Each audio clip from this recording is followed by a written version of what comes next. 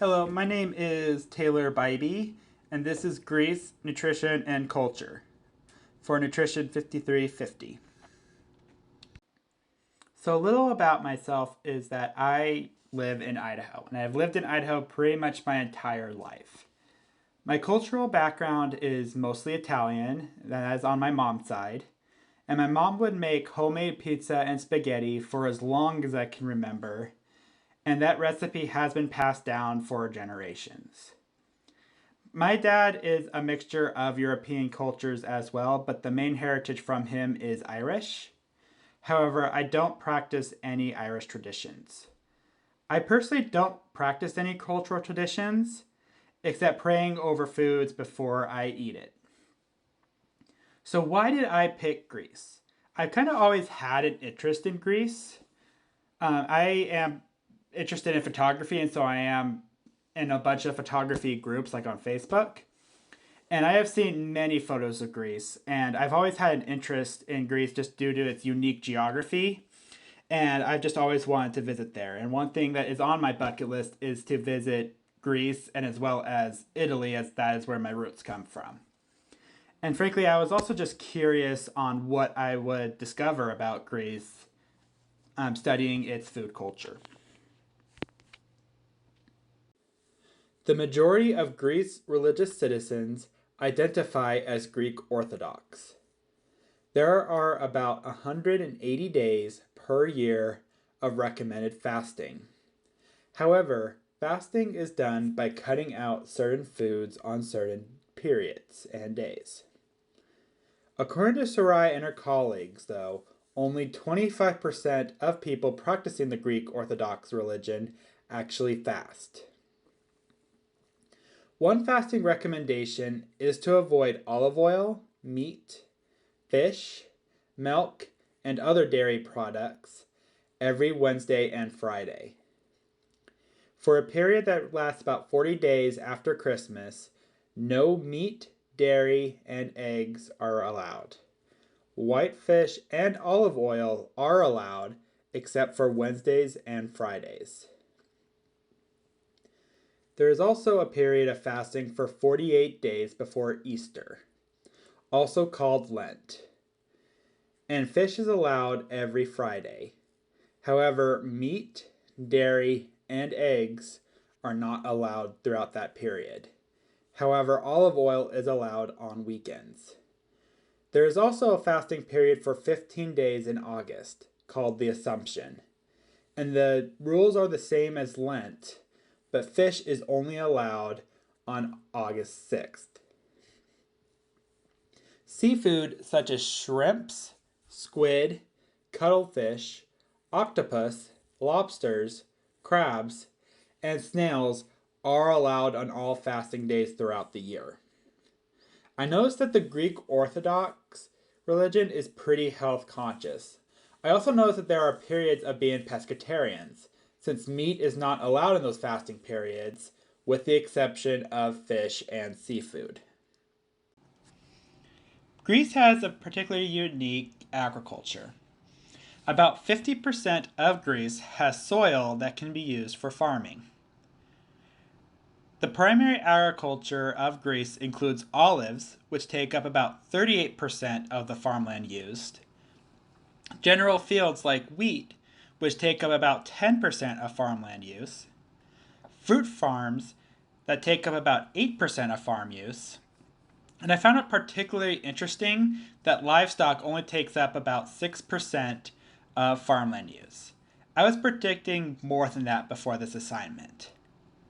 Aquaculture is also important to Greece's food supply. Greece has produced about 0.2 million tons of fish, which is worth about 794 million US dollars. And about 80% of that fish comes naturally, such as the Mediterranean Sea. And 20% of that fish comes from fish hatcheries or fish farms. Major foods in Greece follow the Mediterranean diet. The Mediterranean diet recommends low consumption of meat and meat products, and especially recommends very low red meat. And it also recommends low high-fat dairy products.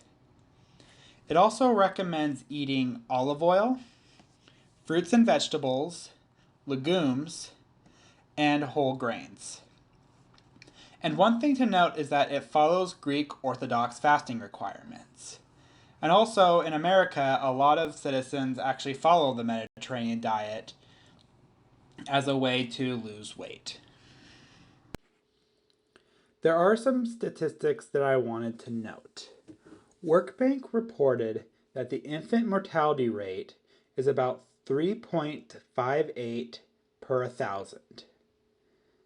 The life expectancy of Greece citizens is about 81 years old. And finally, approximately 0.7% of Greek citizens are in poverty. In my opinion, those statistics are pretty good compared to the rest of the world. I found the study by Michu and her colleagues very interesting. The most common causes of death in Greece are cardiovascular disease, diabetes, chronic respiratory disease, and cancer. And I noticed that that is pretty similar to what it is in the United States as well. Also, about 27% of adult men and 23.8% of women have a chronic disease in Greece. And also 16.6% of Greece citizens that were surveyed in the study scored insufficient in health literacy. There are some childhood obesity issues in Greece, just like there is in the United States. In Greece, according to Tambalis and his colleagues, about 9% of boys and 7.5% of girls have childhood obesity. I compared it to the overall childhood obesity in the United States. And according to the CDC, about 19.7% of children in the United States have obesity, which is over double the rate of Greece. I also want to compare the obesity rate of adults between the United States and Greece. According to the World Health Organization, about 20% of men and women are obese.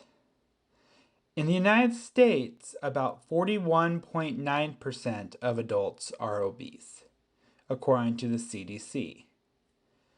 Greece, once again, is about half the obesity rate compared to the United States.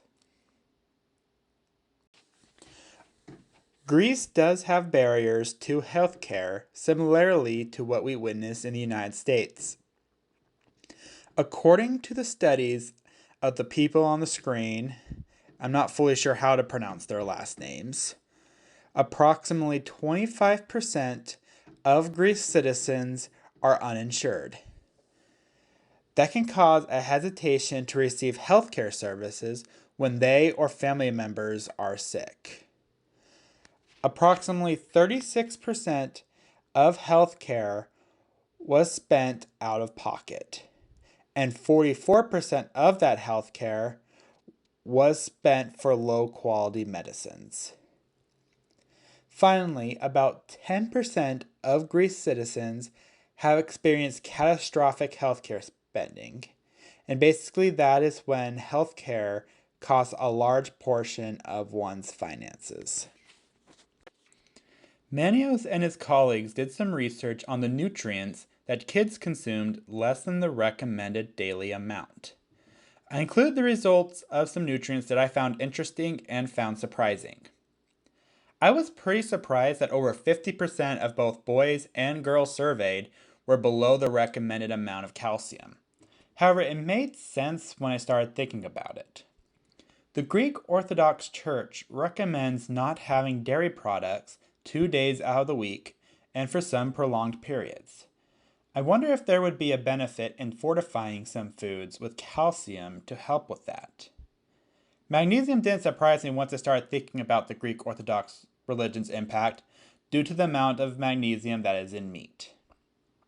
However, I was surprised to see potassium and vitamins A, C, D, and E so low, especially potassium and vitamin E. Since the Greek Orthodox religion recommends so much fruit and vegetables, I expected that these numbers would be lower. I wonder if it is due to people not following the fasting recommendations, or if it is due to something else. Maybe fortifying some foods or recommending different foods will help. Manios and his colleagues also evaluated the nutrient amounts that are below the recommended daily amount for adults.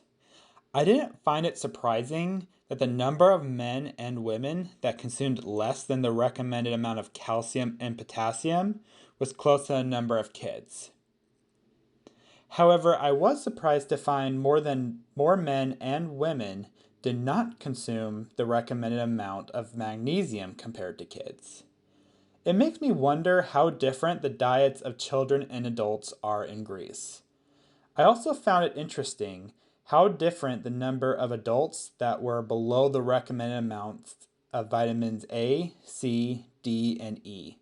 For vitamin A, close to half of the men had less than the recommended amount, while women was only a little less than 10%. Meanwhile, children were in the middle at around 25%. I was also very surprised to see how different the number of adults that did not consume enough vitamin E. Nearly all men had enough vitamin E, and close to 100% of women did not consume enough vitamin E. These results showed me the difference of diet that men had compared to women and children. I couldn't find anything that explained why, but I have some guesses. Judging by the results, I think women and children consume more fruits and vegetables compared to men. And I wonder if it is due to the culture of Greece or if it is due to social factors. I was curious to see what the dietary guidelines of Greece from the Food and Agriculture Organization. It recommends consuming fruits, vegetables, low-fat dairy, legumes, and olive oil. It also recommends to limit red meat. Well, those are some good recommendations. Doesn't it sound familiar? It is pretty much the Greek Orthodox religion's recommendations and the Mediterranean diet. That showed me how much the Greek Orthodox religion has impacted the dietary culture of Greece. However, I am surprised to see that fish was not included in the dietary guidelines. Fish is a decently healthy meat choice, and I'm guessing that it is readily available throughout Greece. I wonder if there are other organizations within Greece that mention it and have opinions on it. Finally, I want to conclude from what I have learned from my presentation. The first is that the food culture of Greece is fairly healthy. There is a reason that others try to imitate their diet with the Mediterranean diet. I know people that have tried it and have received results. However, I know of others that gave it up due to the difficulties of doing the diet in the United States. Greece focuses a lot on fruits and vegetables and try to limit their meat intake. It also appears that a lot of their meat intake is from fish, which depending on the fish can be a pretty healthy food choice. The second thing I notice is the impact that the most popular religion in Greece has on the country. Even though not everyone follows the fasting periods of the Greek Orthodox religion, it is obvious it still affects the rest of the country. The crops are mostly grown for fruits and vegetables, but very few farms are used for livestock. The most popular diet in Greece follows the Greek Orthodox religion's recommendations. Even the dietary guidelines of Greece follows the Greek Orthodox religion. I compared the obesity rates of Greece and the United States, and Greece has a lot better obesity rate among adults and children compared to the United States. I think the culture of Greece is a big factor for the better obesity rate. I don't think the United States really has a culture that affects most of its citizens' diets. I'm not suggesting that the United States should have a set culture to impact the country, but it just appears that there are benefits. Finally, this presentation just makes me want to visit Greece more. I know what the restaurants and what food is available walking down the streets of Idaho. However, I want to compare what the food options are while walking down the streets of Greece. Is there a fast food restaurant on almost every block? Do the restaurants follow the Mediterranean diet, or do they have burger options like Idaho? I feel like I have experienced Greece the most that I can on this side of the world, but I want to go experience it with my camera on my shoulder and my appetite. Here is the first part of organizations and research I used for this presentation.